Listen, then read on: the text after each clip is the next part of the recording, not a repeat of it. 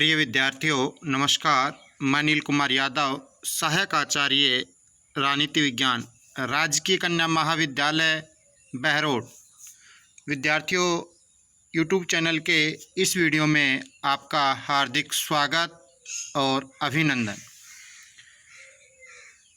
विद्यार्थियों, आज के इस वीडियो में हम बीए पार्ट द्वितीय के प्रथम प्रश्न पत्र ब्रिटिश संविधान के अंतर्गत सम्राट और राजमुकुट के बारे में चर्चा करेंगे।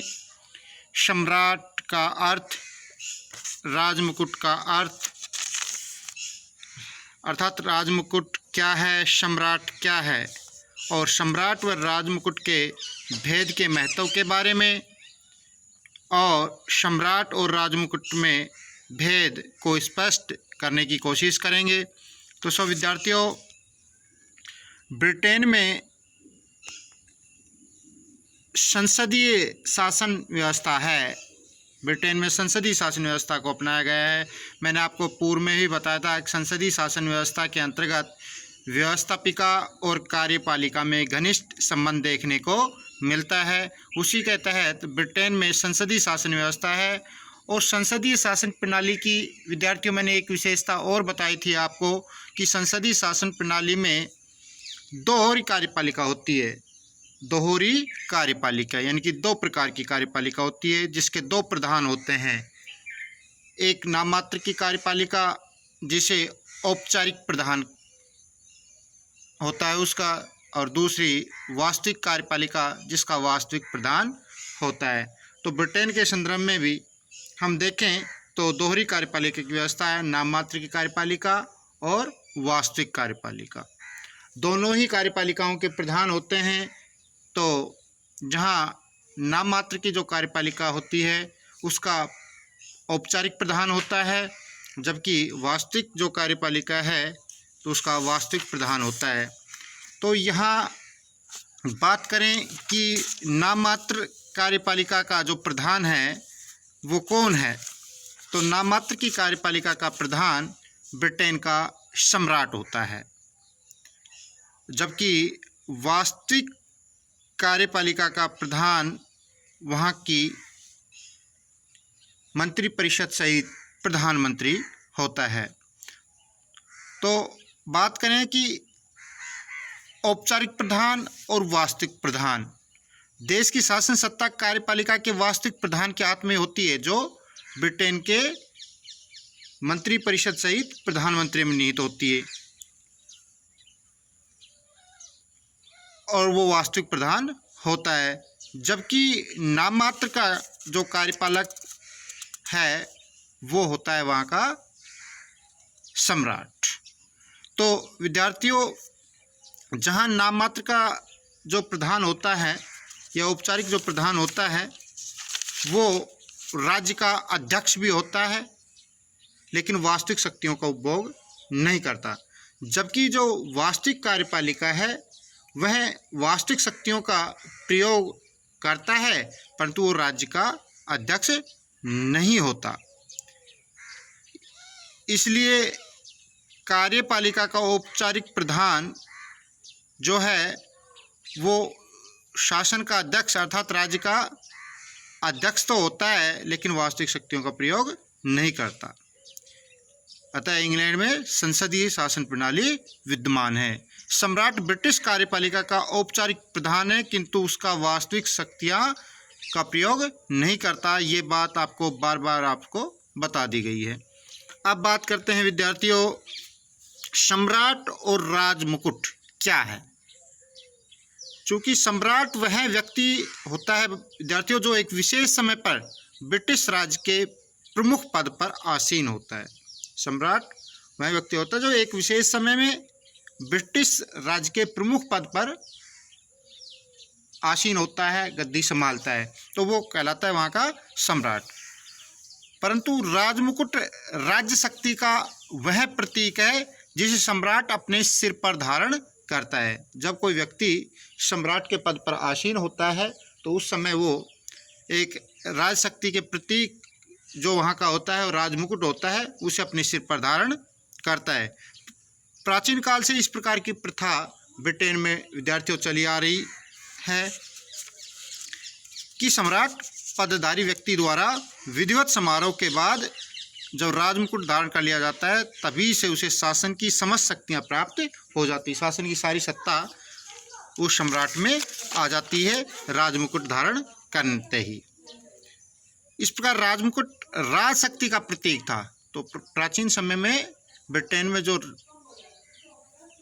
राजमुकुट जो था वो राजशक्ति का प्रतीक था जिसे सम्राट धारण करता था। परंतु प्राचीन काल में तो सम्राट और राजमुकुट के इस भेद का कोई महत्व नहीं था, क्योंकि जो सम्राट था वो पद धारण करता था और वो ही फिर राजमुकुट धारण करता था, तो सारी शक्तियां भी उसी के पास रहती थी, क्योंकि सम्राट राजमुकुट था और राजमुकुट सम्राट।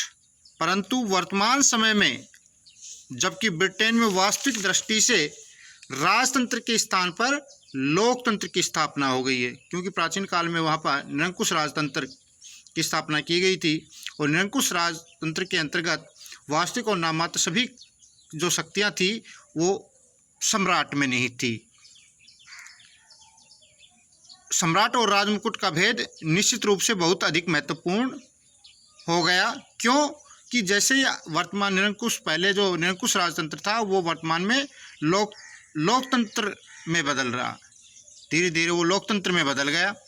तो अब ऐसी स्थिति में सम्राट और राजमुकुट का भेद करना निश्चित रूप से ही महत्वपूर्ण हो जाता है और इसके बिना ब्रिटिश संविधान का यथार्थ ज्ञान प्राप्त नहीं किया जा सकता।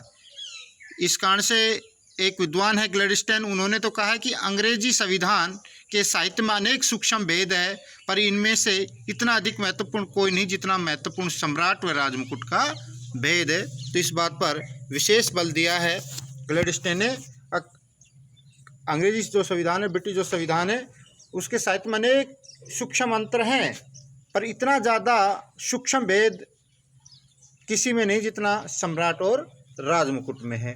तो विद्यार्थी अपन ने देखा कि परंपरागत समय, प्राचीन जो समय था उस समय निरंकुश राजतंत्र की स्थिति में सम्राट और राजमुकुट में इतना कोई भेद महत्व नहीं रखता था, लेकिन जैसे ही वो निरंकुश राजतंत्र से लोकतंत्र की ओर बढ़ा तो उन परिस्थितियों में सम्राट और राजमुकुट में भेद करना बहुत ही अधिक महत्वपूर्ण हो गया।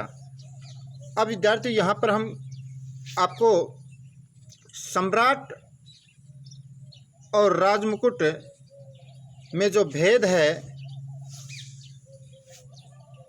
या उस भेद का जो महत्व है उसके ऊपर चर्चा करेंगे।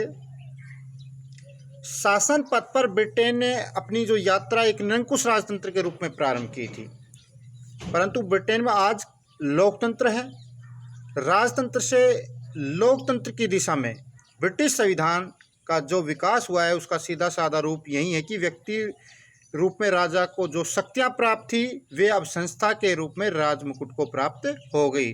प्रारंभ में प्राचीन समय में जो शक्तियाँ राजा को प्राप्त थी, व्यक्तिगत रूप से सारी शक्तियाँ जो प्राप्त थी, अब उन व्यक्तिगत शक्तियों का रूप बदल गया, अब वो एक संस्था के रूप में राजमुकुट को प्राप्त हो गई है। इस प्रकार राजा और राजमुकुट का भेद जान लेने के आधार पर ब्रिटिश संविधान का समस्त विकास समझा जा सकता है। यदि हमने सम्राट और राजमुकुट का भेद जान लिया तो उसके आधार पर हम ब्रिटिश संविधान के जो समस्त जो विकास है उसको समझ सकते हैं। न केवल ब्रिटिश संविधान के विकास बल्कि ब्रिटिश शासन व्यवस्था के वास्तविक स्वरूप को भी राजा और राजमुकुट के भेद के आधार पर ही जाना जा सकता है। यहाँ देखें कि सैद्धांतिक दृष्टि से ब्रिटेन में आज भी निरंकुश राजतंत्र है। संवैधानिक दृष्टिकोण से तो निरंकुश राजतंत्र की स्थापना है वहाँ पर, लेकिन और राजा सब कुछ करने में समर्थ है, परंतु व्यवहार में राजा की इन शक्तियों का प्रयोग स्वयं राजा के द्वारा ना किया जाकर राजमुकुट द्वारा किया जाता है, क्योंकि राजमुकुट एक संस्था के रूप में उभर कर आई है। तो अब बात करें कि राजमुकुट क्या है। राजमुकुट क्या है? तो राजमुकुट राज सत्ता का वह प्रतीक है जिसे सम्राट राजपद ग्रहण करने के समय अपने मस्तक पर धारण करता है। ये परंपरागत समय की बात है, प्राचीन समय की बात है। परंतु वर्तमान समय में राजमुकुट ने एक संवैधानिक अर्थ प्राप्त कर लिया। पहले जहाँ राजमुकुट का समान अर्थ लगाया जाता था कि राजसत्ता का प्रतीक है, जिसे सम्राट अपना पद धारण करते समय अपने सिर पर धारण करता था। परंतु वर्तमान समय में राजमुकुट ने एक संवैधानिक अर्थ अपना प्राप्त कर लिया है। इस संवैधानिक अर्थ में राजमुकुट एक संस्था है। राजमुकुट एक संस्था है जिसमें व्यक्ति रूप में सम्राट, कैबिनेट, लोक सेवाएं और वे सभी जिनके द्वारा प्रशासनिक सत्ता का उपयोग किया जाता है, राजमुकुट है। तो देखो विद्यार्थियों, जो प्राचीन समय में जो हमने सम्राट और राजमुकुट के अंतर्गत सम्राट की बात करें तो सम्राट को राजशक्ति का प्रतीक बताया था, और जिसे सम्राट अपने सिर पर धारण करता है सम्राट का पद प्राप्त करने पर। परंतु अब वर्तमान समय में राजमुकुट क्या है, एक संवैधानिक अर्थ प्राप्त कर लिया है, और राजमुकुट में व्यक्तिगत रूप से सम्राट, ब्रिटेन की कैबिनेट, वहाँ की लोक सेवाएं और वे सभी संस्थाएं जिनके द्वारा प्रशासनिक सत्ता का उपयोग किया जाता है, ये सभी मिलकर राजमुकुट कहलाता है। इसी कारण से सर सिडनी लो ने राजमुकुट को सुविधाजनक क्रियाशील उपकल्पना बताया। तो सर सिडनी लो ने राजमुकुट की व्याख्या किस आधार पर की कि यह एक सुविधाजनक क्रियाशील उपकल्पना है। तो इस प्रकार विद्यार्थियों, राजमुकुट सर्वोच्च कार्यपालिका तथा शासन में नीति निर्माण की एक संस्था है, जिसका अर्थ है राजा, मंत्री तथा संसद का मिश्रण।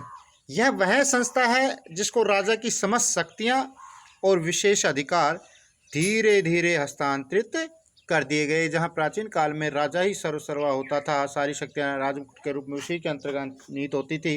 लेकिन अब जैसे ही कुछ राजतंत्र से लोकतंत्र की ओर बढ़े ब्रिटेन में, तो ये शक्तियां व्यक्तिगत रूप से राजा में न होकर एक संस्था के रूप में राजमुकुट में हो गई, जिसमें स्वयं व्यक्तिगत रूप से राजा, मंत्री और वहाँ की जो प्रशासनिक सत्ता संभालने वाली जो संस्थाएं थी और लोक सेवाएं थी, उन सभी को इसमें शामिल किया गया है। तो वस्तुतः अब वर्तमान समय में जब वहाँ राजमुकुट से अर्थ लगाएं तो वहाँ की संपूर्ण सरकार राजमुकुट के अंतर्गत सम्मिलित होती है। अब विद्यार्थियों, हम बात करते हैं सम्राट और राजमुकुट में भेद क्या है। सम्राट और राजमुकुट में भेद क्या है? तो सम्राट और राजमुकुट के भेद को हम निम्न बिंदुओं के अंतर्गत स्पष्ट कर सकते हैं। सबसे पहली भेद की बात करें कि सम्राट एक व्यक्ति होता है, व्यक्ति की, और राजमुकुट है एक संस्था। सम्राट यानी राजा एक व्यक्ति के रूप में होता है, जबकि राजमुकुट एक संस्था के रूप में होती है। दूसरा बिंदु है सम्राट अस्थायी होता है। सम्राट बदलते रहते हैं, एक मर गया दूसरा आएगा, दूसरा मर गया तीसरा आएगा। लेकिन राजमुकुट कभी मृत्यु नहीं होती, वो एक स्थायी संस्था के रूप में हमेशा बना रहता है। एक राजा मर गया, दूसरा राजा आएगा, दूसरा मर गया तीसरा राजा आएगा। लेकिन जो राजमुकुट की जो शक्तियां हैं वो आगे आने वाला हर शासक या राजा धारण कर लेता है। इसके अलावा जहाँ सम्राट व्यक्तिक है, इंडिविजुअल है, वहीं राजमुकुट सामूहिक संस्था के रूप में, जिसमें स्वयं व्यक्तिगत रूप से राजा भी आ जाता है, मंत्री परिषद भी आ जाते हैं, वे प्रशासनिक संस्थाएं भी आ जाती हैं जो प्रशासनिक कार्यों को संभालती है, लोक सेवा के सदस्य भी आ जाते हैं। तो सम्राट व्यक्तिक है और राजमुकुट सामूहिक है। अब अगला बिंदु है कि वास्तविक प्रशासन में सम्राट शक्तिहीन है। वास्तविक रूप से प्रशासनिक मामलों में देखें तो सम्राट शक्तिहीन है, सम्राट के पास कोई शक्तियां नहीं है, और राजमुकुट सर्वशक्तिशाली है। तो यहाँ वास्तविक प्रशासन में सम्राट शक्तिहीन है, क्योंकि सम्राट है, वहाँ का जो राजा है वंशानुगत होता है, वो औपचारिक प्रधान होता है, वास्तविक कार्यपालक नहीं होता। वास्तविक शक्तियों का उपयोग तो ब्रिटेन की जो मंत्रिपरिषद है वो करती है, प्रधानमंत्री सहित। तो सारी शक्तियां हैं, स्वयं व्यक्तिगत रूप से राजा है, वहाँ की मंत्रिपरिषद है, वहाँ की लोक सेवाएं हैं, और राजमुकुट नामक संस्था में अंतर्निहित रहती है। तो इन 4 बिंदुओं के माध्यम से हम सम्राट और राजमुकुट के भेद को स्पष्ट कर सकते हैं। तो अब सबसे पहले बिंदु पर फिर से अपनाते हैं कि सम्राट एक व्यक्ति है और राजमुकुट एक संस्था है। सम्राट एक व्यक्ति होता है जो एक विशेष समय पर राजपद पर आसीन होता है। सम्राट यानी कि राजा एक व्यक्ति होता है जो कि विशेष समय पर वंशानुगत रूप से ब्रिटेन में राजा के पद पर आसीन होता है। इसके विपरीत राजमुकुट एक संस्था है। यह शासन सत्ता का प्रतीक है, यानी कि राज सत्ता का प्रतीक है, जो विधायी और प्रशासनिक और न्यायिक तीनों ही प्रकार की शक्तियां प्राप्त रहता है। तो राजमुकुट है जो राज सत्ता का प्रतीक, उसमें व्यवस्थापन संबंधी, कार्यपालिका संबंधी और न्यायपालिका तीनों ही प्रकार की शक्तियां उसके अंतर्गत अंतर्निहित होती है। अब बात करें सम्राट अस्थायी है, राजमुकुट स्थायी है। सम्राट व्यक्ति होने के नाते जन्म लेता है, सम्राट का जन्म होता है, यानी कि राजा का जन्म होता है और वह मरता भी है। मानव होने के नाते उसके साथ अन्य मानव जीवन की समस्त क्रियाएं लगी हुई है। उसे सिंहासनच्युत किया जा सकता है, यानी उसको पद से हटाया जा सकता है और वह स्वयं भी सिंहासन का त्याग कर सकता है। परंतु इसके विपरीत राजमुकुट एक संस्था है। राजमुकुट का न कभी जन्म होता और न कभी वह उसकी मृत्यु होती। तो ब्रिटिश कानून के प्रसिद्ध व्याख्याता एक विद्वान हुए ब्लैकस्टोन, उन्होंने अपने शब्दों में इसको व्यक्त किया कि हेनरी एडवर्ड तथा जॉर्ज की मृत्यु हो सकती है। तो यहाँ हेनरी एडवर्ड और जॉर्ज क्या है, वहाँ सम्राट है, व्यक्तिगत रूप से व्यक्ति के हैं, लेकिन सम्राट सदैव ही जीवित रहते हैं। सम्राट सदैव ही जीवित रहते हैं, यानी कि जो राजमुकुट जो राजसत्ता का प्रतीक है वो हमेशा जीवित रहता है। उनका अभिप्राय यह था कि एक विशेष समय पर सम्राट पद पर आसीन व्यक्ति की मृत्यु निश्चित है, परंतु सम्राट का जो पद है जिसे राजमुकुट कहा जाता है, उस पद को राजमुकुट कहा जाता है, वह अमर है। इसी अभिप्राय को व्यक्त करने के लिए इंग्लैंड में एक प्रसिद्ध लोकोक्ति है कि सम्राट मृत है और सम्राट चिरंजीव है, यानी कि एक व्यक्ति विशेष के रूप में सम्राट अपना पद धारण करता है, लेकिन सम्राट मरता है, लेकिन सम्राट का जो पद है एक तरीके से आने वाला दूसरा राजा ग्रहण कर लेता है। तो इसलिए सम्राट मृत है और सम्राट चिरंजीव है। उक्त कथन ब्रिटेन के मामले में सही सिद्ध होता है। तीसरा जो भेद आपको बताया था मैंने विद्यार्थियों, वो है सम्राट व्यक्तिक है और राजमुकुट सामूहिक है। सम्राट और राजमुकुट में यह एक प्रमुख अंतर है, व्यक्तिकता और सामूहिकता का। सम्राट का रूप व्यक्तिक है और राजमुकुट का रूप सामूहिक। चूंकि राजमुकुट की शक्तियों का प्रयोग एक व्यक्ति के द्वारा न होकर अनेक व्यक्तियों के द्वारा एक संस्था के रूप में, जैसे मंत्रिपरिषद बताया, लोक सेवाओं के सदस्य बताए, जो प्रशासनिक मामलों को देखते हैं वो आगे सभी आ जाते हैं, अनेक व्यक्तियों द्वारा तथा राजमुकुट रूप सामूहिक तत्व शक्ति का प्रयोग करने वाली समूह में संसद, मंत्रिमंडल और लोक सेवा के सदस्य शामिल होते हैं। अब अगला भेद है, वास्तविक शासन में सम्राट शक्तिहीन है और राजमुकुट सर्वशक्तिशाली। प्राचीन काल में सम्राट वास्तविक प्रशासन में सर्वाधिक शक्तिशाली था, क्योंकि उसमें राजमुकुट की सारी शक्तियां उसमें व्यक्तिगत रूप से ही समाहित थी।